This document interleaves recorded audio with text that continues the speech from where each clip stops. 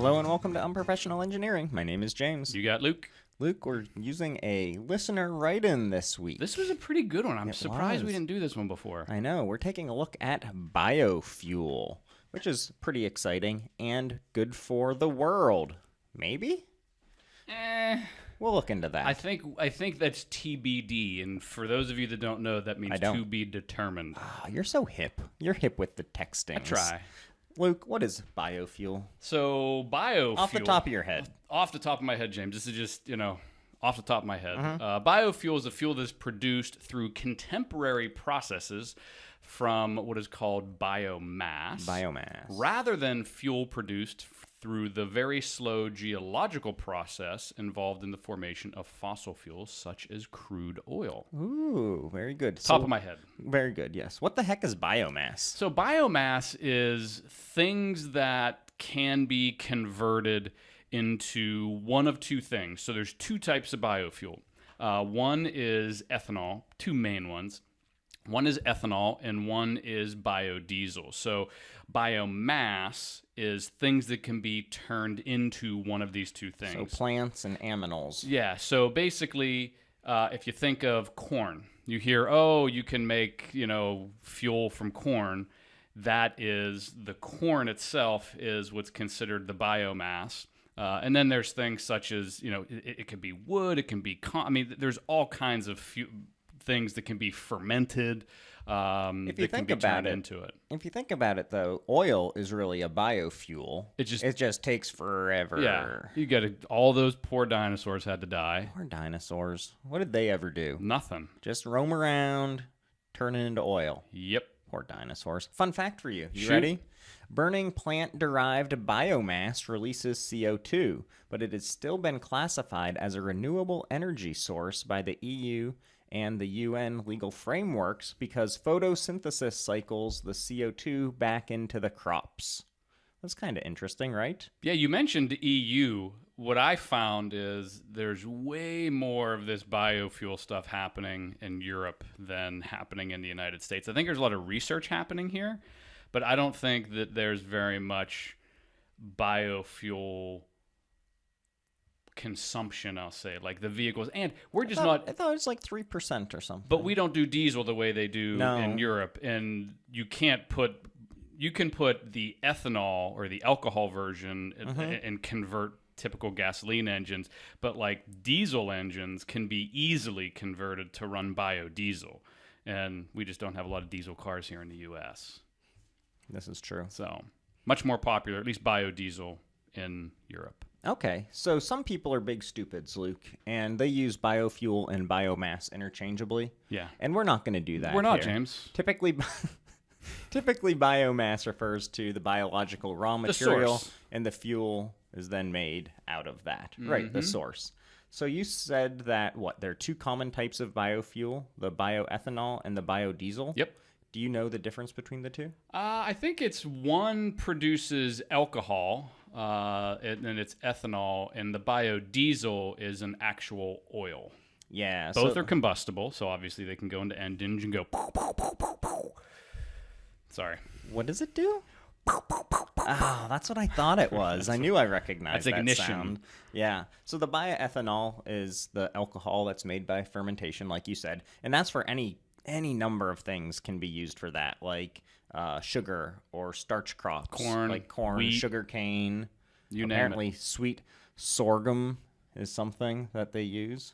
So all these crops can be used for that, and then ethanol can be used for fuel for vehicles in its pure form, the E100, but it's usually used as an additive, which is kind of what we see here in Merca. Yeah, like if you're to Sheetz, you can see that E85. Yeah. So. And it was really popular. I remember Ford came out, and a whole bunch of the Ford vehicles, maybe about 10 years ago, they were able to use either regular gasoline or E85, and some gas stations were carrying it. And basically, it wasn't straight, biofuel. I guess the 85 was 85%, perhaps. I'm not sure what the I probably should have did my research. You should have. But they used biofuel that was created, I think, in most cases from corn for that particular one. They made a big deal about that. Yeah, and that's still a big deal, and we'll get into that a little bit here later on as we talk about the different generations of biofuel. But biodiesel is a little different. So biodiesel it's not creating alcohol, but it's where they actually extract the oils from plants and seeds.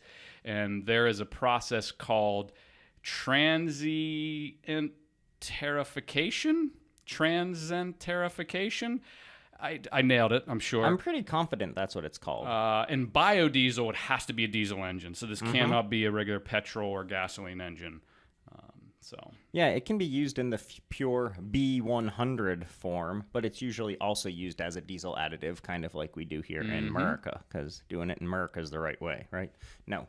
The additive is used to reduce the levels of particulates, carbon monoxide, hydrocarbons from diesel-powered vehicles. So it all sounds good to me, right? It does. So really the goal of all of these biodiesels and biofuels and all that good stuff is to achieve what we call carbon neutrality, where the yield should be high and the emissions should be low from this stuff. So, well, that's part of it, but that's not all of it. It's also oil independence. Well, this is also true. Right now, not everyone cares about oil independence. Yeah, I think most countries do. I don't think all of them do. Not all. Well, the countries that have the oil Exactly. don't care. But ideally, you want to be in a situation where you're not dependent on, primarily the Middle East for the source of oil. If you can have this stuff produced locally, or you could have this, somewhere where you don't have to transport it, or the countries can produce it themselves without having to, drill holes in the ground and, do all kinds of crazy fracking or all those different bad ecological things. I think that's kind of ideal. Right? Yeah. I think. I don't know. I think so. We'll get into that a little bit. Okay, we're going to get into that. Fun fact for you, Luke. Shoot. In 2018, worldwide biofuel production reached 152 billion liters. So that's like 40 billion gallons for the milk drinkers out there, up 7% from 2017. Up 7% in 1 year. That seems like a lot. That's really impressive. Biofuels provided 3% of the world's fuel for road transportation. The world's fuel. That's not a lot, but it's better than nothing. It's way better than nothing. Yeah. One more fun fact for you. How about that? Biofuels have been around for a long time, and I think you know this one. Heck yeah. Yeah. At the start of the 20th century, when our good friend, longtime listener Henry Ford planned to fuel his Model T, he wanted to use ethanol. And early diesel engines were also shown to run on peanut oil. Who is the diesel oil guy, or the diesel engine guy? Rudolph Diesel. Rudy. He actually designed it to run off of just straight vegetable oil. The very original diesel engine was, just veggie oil. And I guess the kind of funny / ironic thing about it is that it ended up running off of oil because of it being cheaper or more affordable. And that's the exact reason we now look to biofuels, because of the Swaparooskian price, huh? Yeah. So that's kind of interesting, or at least I thought it was. I thought it was very interesting. Yeah. Anyways, before we move on, I was going to look at the different generations of that's a great biofuels. idea. But let's first take a break for a word from our sponsor. I have to assume it's ExxonMobil. I don't know. I mean, do they do biofuel? Maybe BP? BP. It's no. No, neither one of those. We legally have to say neither one of them are sponsoring You've been really worried about the legalese lately. We do not have a sponsor, but we do have a number of shout-outs. I love shout-outs. So I'm proud of myself. I've gotten back to all of my emails. I've gone through about 40 of them in the last few days. Oh my goodness. I would help, but you don't give me access to the unprofessional engineering email. We don't need you typing. Yeah.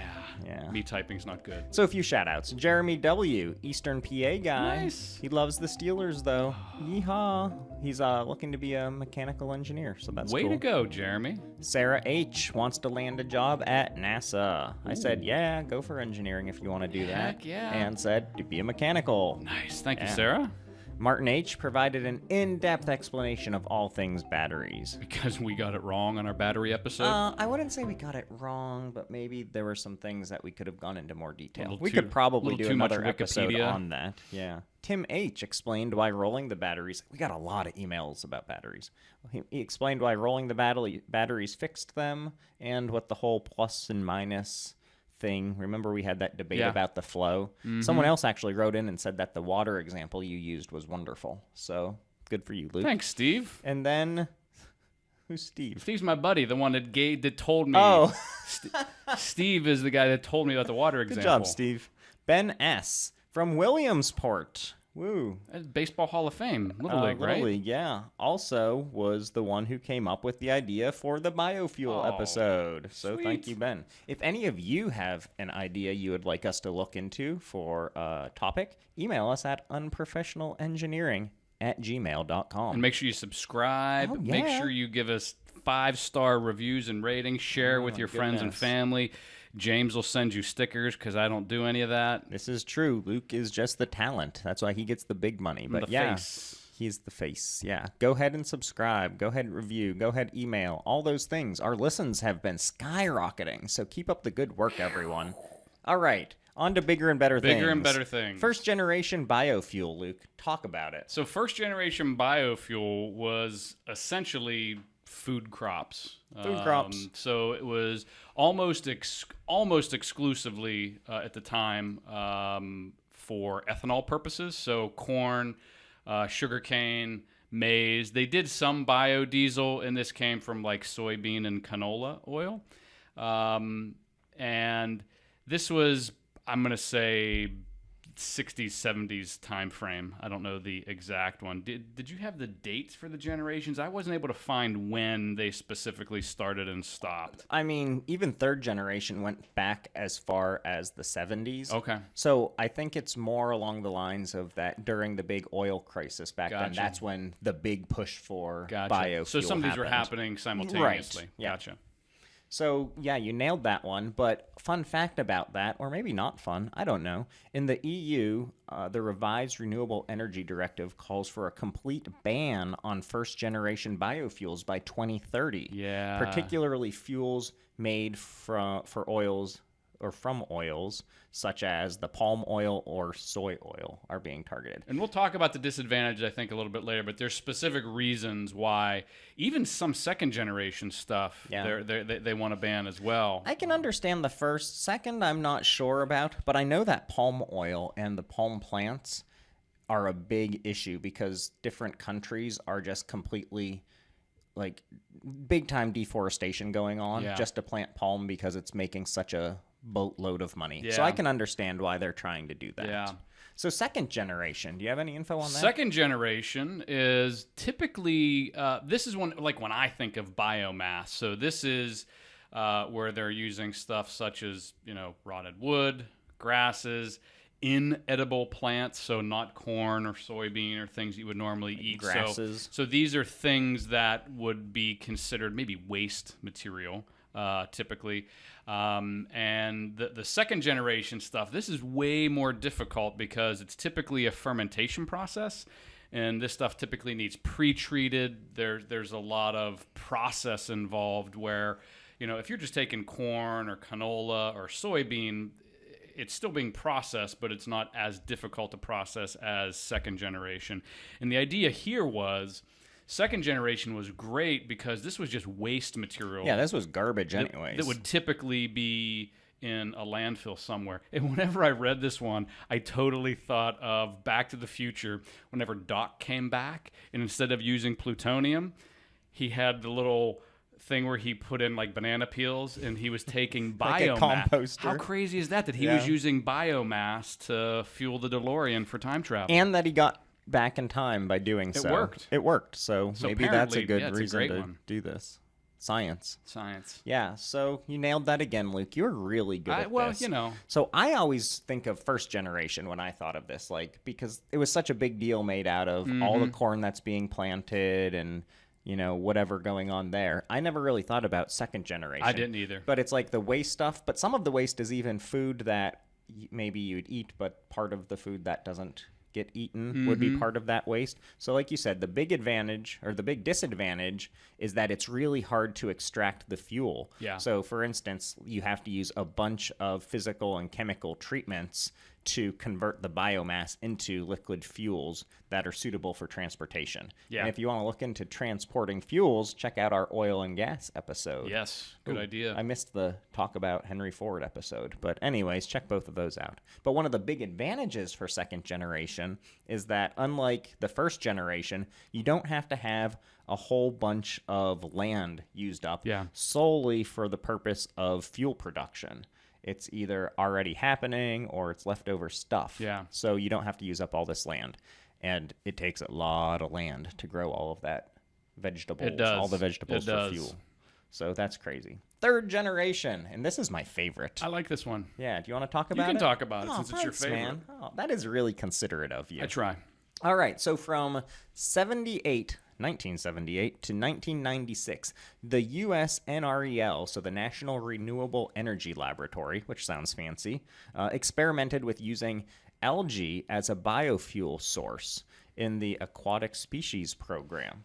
Now, I think if I ever decided to be a good person and like care about my carbon footprint or try and make a change in the world, or after I was like done doing this job and wanted to go kind of be a real engineer again. You wanted to take a pay cut. If I wanted to take a pay cut, I would probably try and do something with this third generation algae to biofuel stuff. It's if pretty I had interesting my choice. stuff. I think it's very interesting. So findings suggested that it would be possible to replace vehicular fuel with biofuels using algae so long as they have a high natural oil content, greater than 50%, which would be then grown on ponds of wastewater treatment plants. Isn't that crazy? Isn't that So they're going to take poo water, basically, Yeah. poo water, Not basically. put algae in it. It has to be, and they call it fatty algae. Yeah.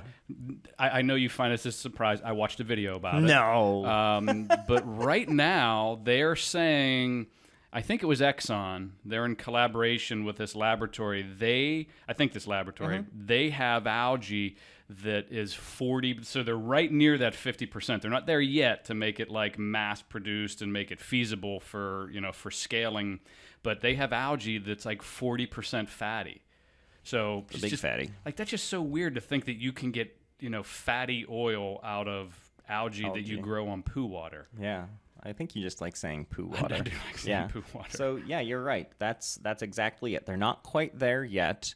And I think up until this point, it hasn't been a big enough push to make it happen.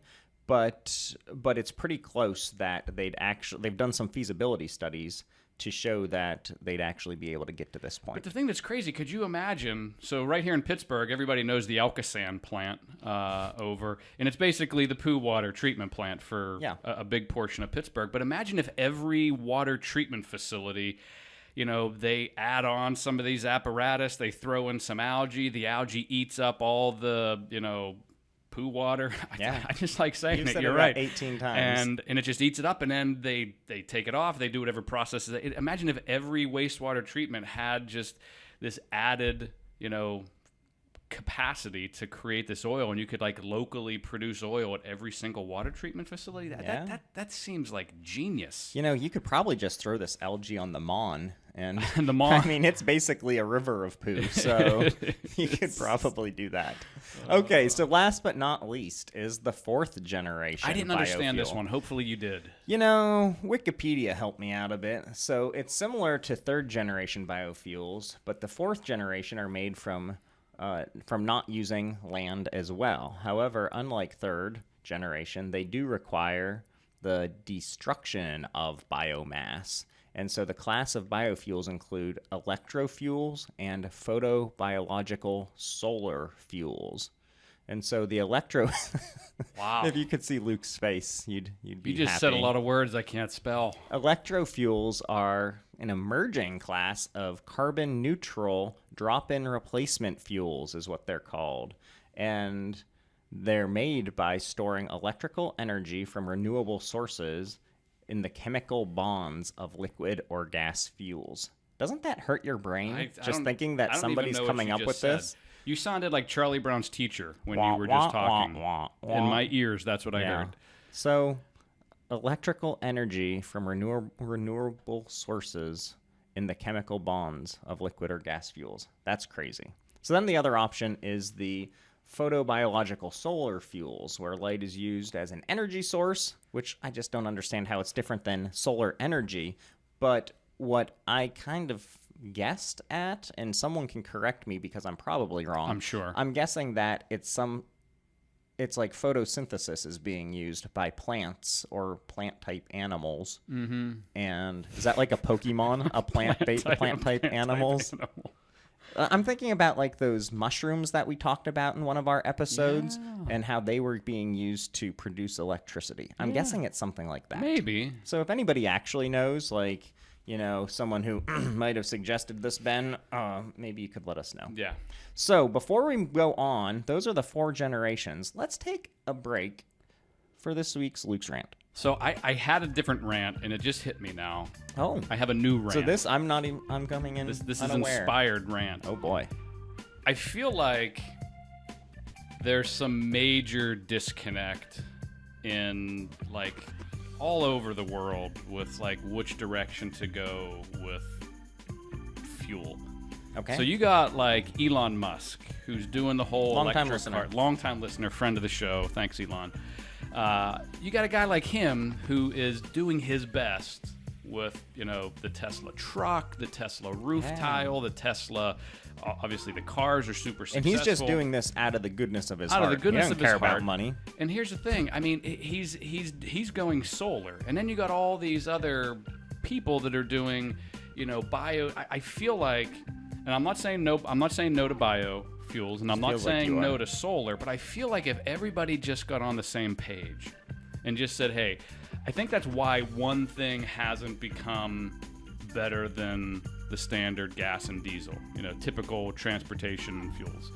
I just why doesn't everybody just say, hey, let's do solar, let's take all the money we're investing in biodiesel and ditch it and just go straight solar for all of our power needs? So you're an all your eggs in one basket kind of guy.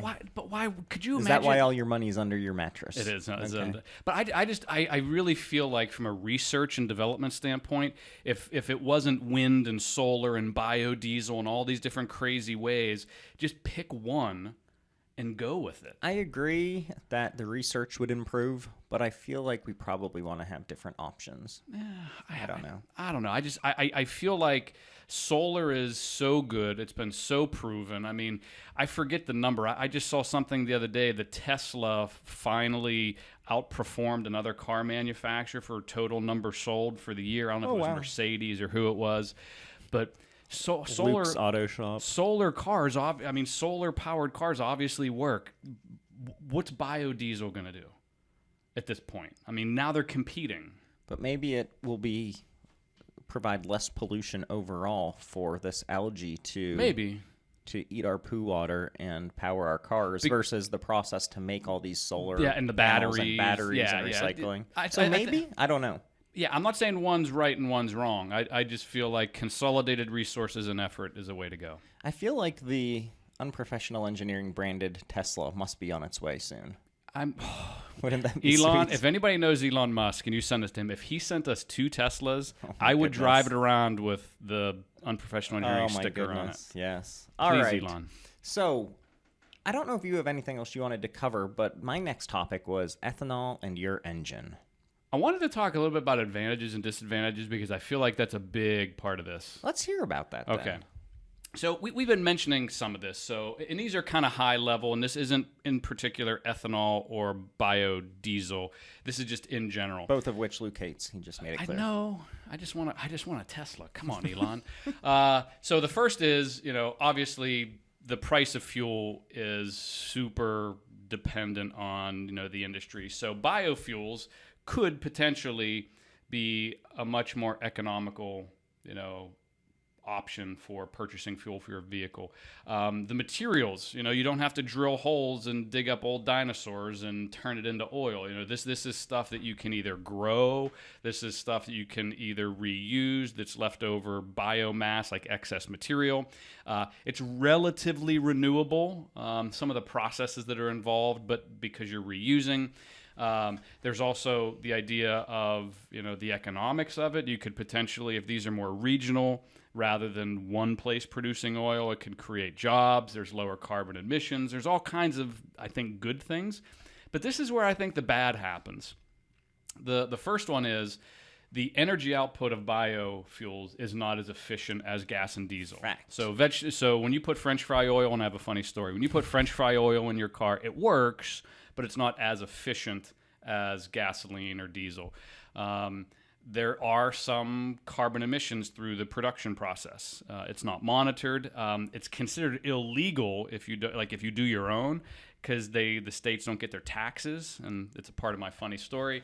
The Taxes are funny. Yeah, food is another one. Now you have people that are starving in parts of the world, but we're growing corn and soybeans to put into our engines. That seems wrong to me, right? Okay, you right? on your I don't want to get on my soapbox, but now food shortages could potentially happening where you need all this land, and then not only do you need the land, you have to water that. And now we got all these water shortages, and again, people in other countries that are dying of starvation, they don't have clean water, but we're watering enormous fields to make gas for our cars.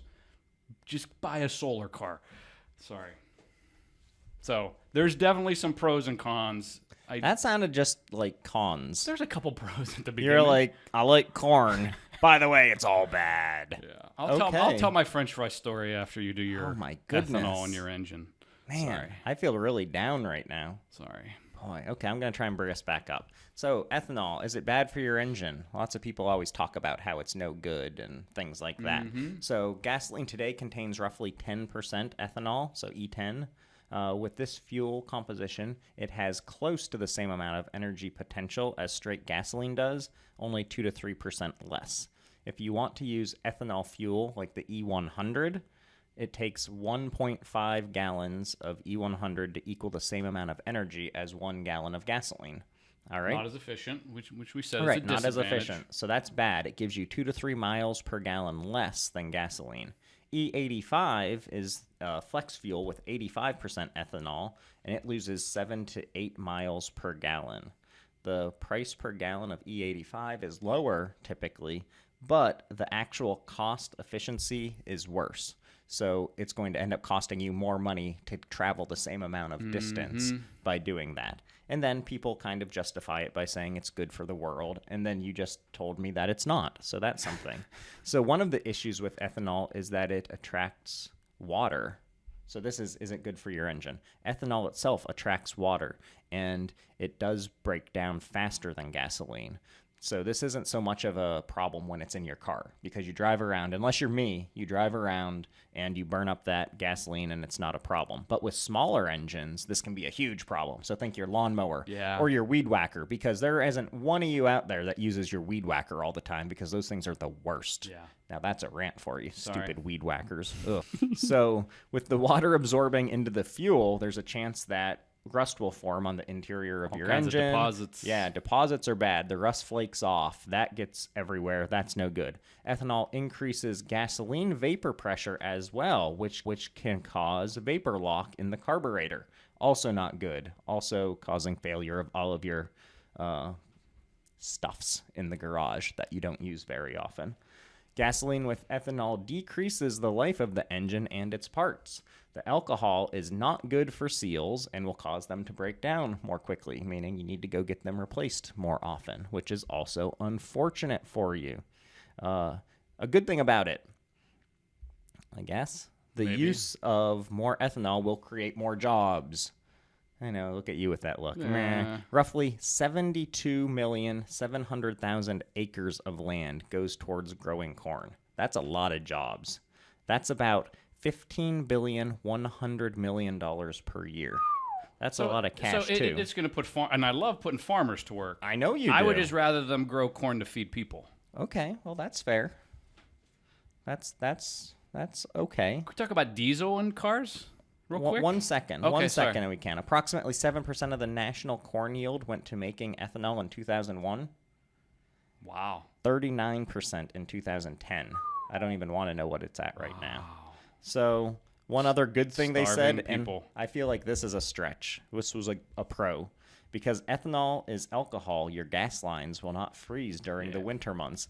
Where are you at that you're worried about that? Yeah. And I'll you're ask worried about this? Come on. All right, so go ahead. Okay, so biodiesel. It's interesting. A diesel engine, a newer diesel engine, and I read somewhere where as long as your car's 15 years or younger, your diesel engines have fewer moving parts.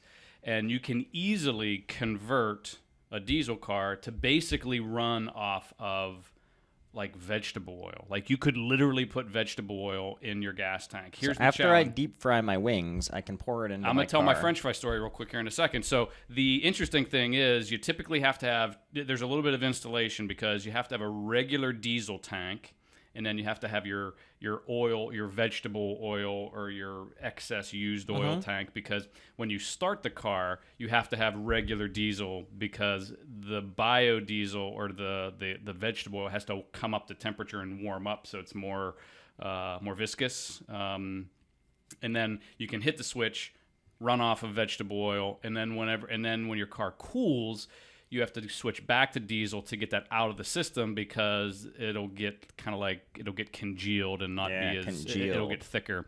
So here's the French fry story. Tell me. This guy owns a handful of McDonald's out in the Midwest somewhere, and he has a couple of Volkswagen diesel vehicles. So rather than just throwing out the vegetable oil or paying someone to come take it, he had to get rid of some of it. But what he did, he converted 2 of his diesel Volkswagen vehicles, this is years ago, to take the French fry oil out of the car and take the French fry oil, and he could filter it and pour it right into a tank in the back of his Volkswagens and run off of French fry oil. I remember hearing that before. Yeah.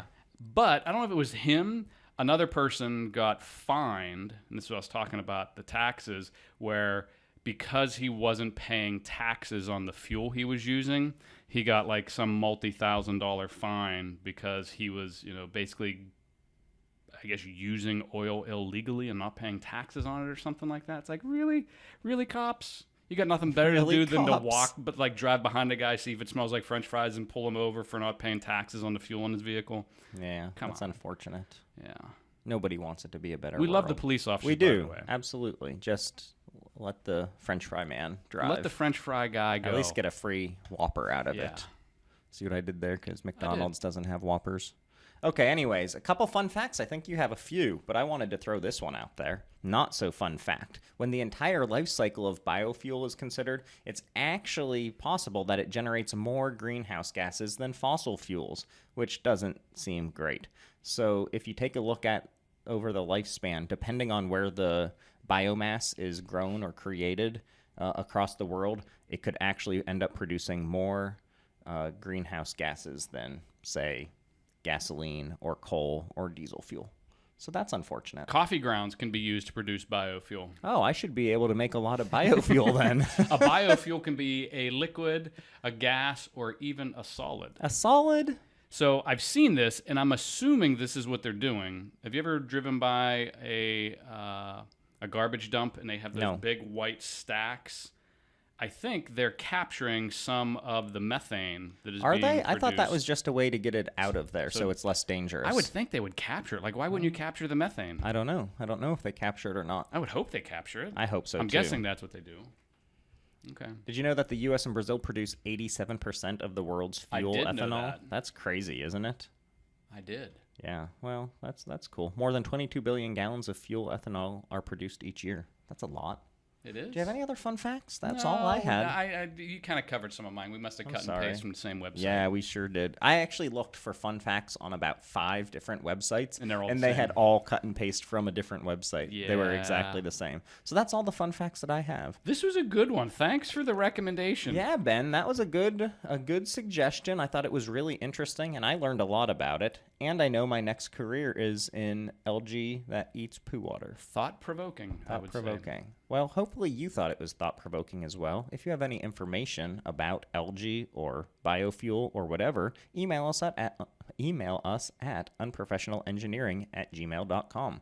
Until next time. See ya.